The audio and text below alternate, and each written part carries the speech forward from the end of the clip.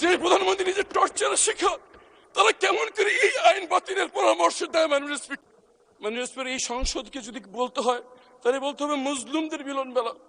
এখানে এমন একজন কেউ পাওয়া যাবে না যে গত ফ্যাসিস্ট আমলে জুলুমের শিকার হয়নি।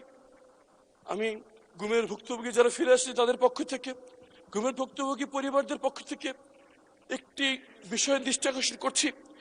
আমরা স্তম্ভিত হয়ে লক্ষ্য করছি আমাদের সাথে যা করা হয়েছে, এই জুলুম যেন এই বাংলার মাটিতে আর কোনোদিন না হয় সেই নিশ্চিত করার জন্য যে দুটি আইন করা হয়েছিল, গুম প্রতিকার এবং প্রতিরোধ আইন এবং মানবাধিকার কমিশন আইন, বিশেষ কমিটি এই আইনগুলো বাতিলের সুপারিশ করেছে। মাননীয় স্পিকার, কেমন করে যে নিজের গুমের শিকার ভুক্তভোগী,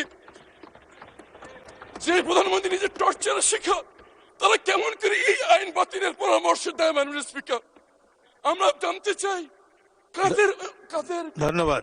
মাননীয় স্পিকার, শুধু একটি কথা বলে শেষ করছি।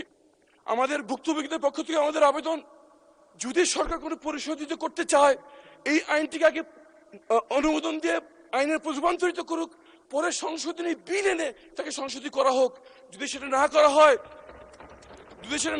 হয়, 12 তারিখ এই আইনটি বাতিল হয়ে গেলে 13 তারিখ